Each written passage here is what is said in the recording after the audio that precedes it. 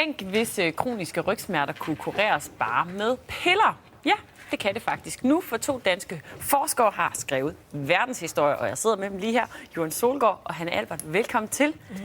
For lige at sætte jeres forskning i perspektiv, så vil jeg lige sige, at jeg læste på nettet en engelsk førende neurolog. Han hedder Peter Hamley, og han siger til The Guardian, de burde få Nobelprisen.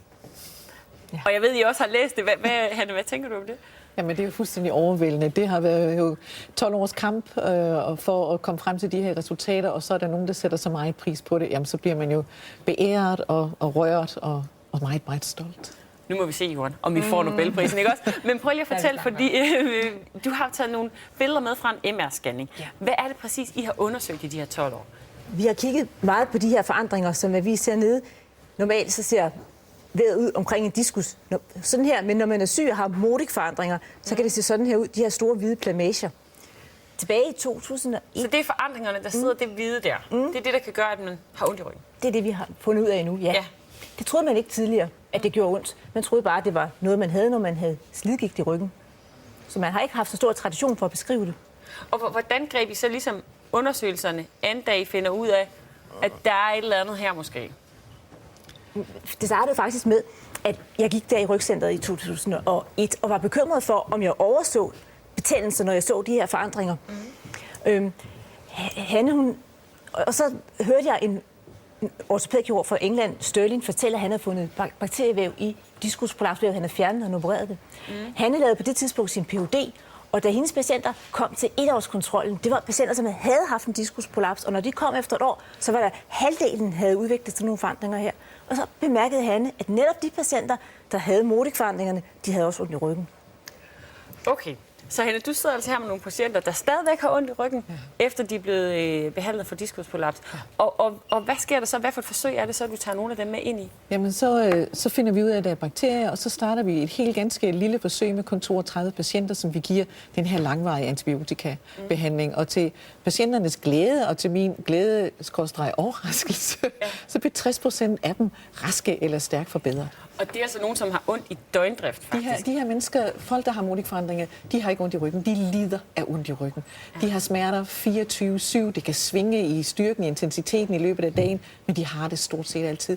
Og 70% af dem, de har ondt, når de vender sig i sengen om natten. Når de laver øvelser, så får de det værre, i stedet for, som man normalt får det bedre, når man laver øvelser. Det er de allerhårdest ramte. Da jeg så lavede det her første forsøg, så skal man så lave sådan en klinisk kontrolleret undersøgelse, hvor man trækker løget, og nogen får kalk, og nogen får antibiotika. Og det viste så, at vi ændrede dosis, og det viste sig så her, at 80% af dem, de blev raske eller stærkt forbedret. Og så lavede vi et andet forsøg, hvor vi så, at dem, der var inficeret, det var dem, der udviklede Modic-forandringer. Og det er det, som vi publicerede sidste mandag. Ja. Og lige præcis det med, at det jo kom i det tidsskrift, der hedder European Spine Journal, har jo gjort, at I har været i medier i hele verden stort set. Prøv lige at sætte nogle ord på det, som du har oplevet her de seneste dage. Jamen, jeg synes, det har været ligesom at være inde i en tørretumbler.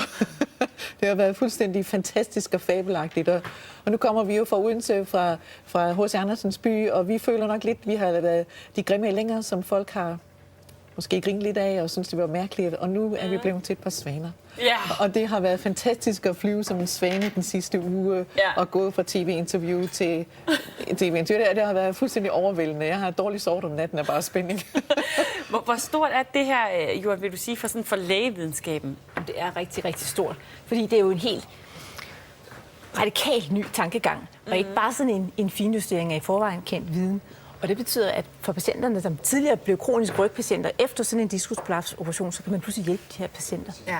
Så dem, der nogle gange har hørt kronisk og tænkt, det bliver aldrig bedre, har I jo så i forsøg lige pludselig vist, at de kan blive smertefri? Ja, præcis. Altså hvis nu man så sidder derhjemme og ved, at man har haft en diskusprolaps, og man stadigvæk har lidt ondt og sådan noget, kan man så i morgen gå ned til lægen og sige, hit med pillerne? Nej, eller hvad? Nej, det er meget vigtigt at skelne mellem ondt i ryggen. Ikke også? Altså hvis du går ud i haven, og du graver, og du får lidt ondt, så skal du lave nogle øvelser, pilates og hvad ved jeg. Og de mennesker skal under ingen omstændighed have antibiotika. Det her det er for en lille, snæver gruppe af patienter, der har haft en tidligere diskusprolaps, som nu har ondt i lænden, som har nogle bestemte undersøgelsesfund, når man undersøger dem, og som har en bestemt sygehistorie. De kan være kandidater, men det er for en lille, snæver, specifikt gruppe, men det er den gruppe, som får førtidspensioner, og det er dem, der lider, har et liv i lidelse. Det er dem, det her det drejer sig om. Slet ikke alle. Men der findes altså 6% af den danske befolkning, så vidt I har regnet jer frem til, ikke? Eller faktisk på verdensplan. Det er der som helt andre end os, der har undersøgt. Ja, og det er faktisk på verdensplan, at 6% det er lavet på her i i Danmark og i Finland og i Kina. Og 6% det er over hele verden, de her 3 store studier, der er lavet. Så der sidder mange, som måske kan blive hjulpet. Der er mange, der lider. Hjulpet på grund af jeres forskning.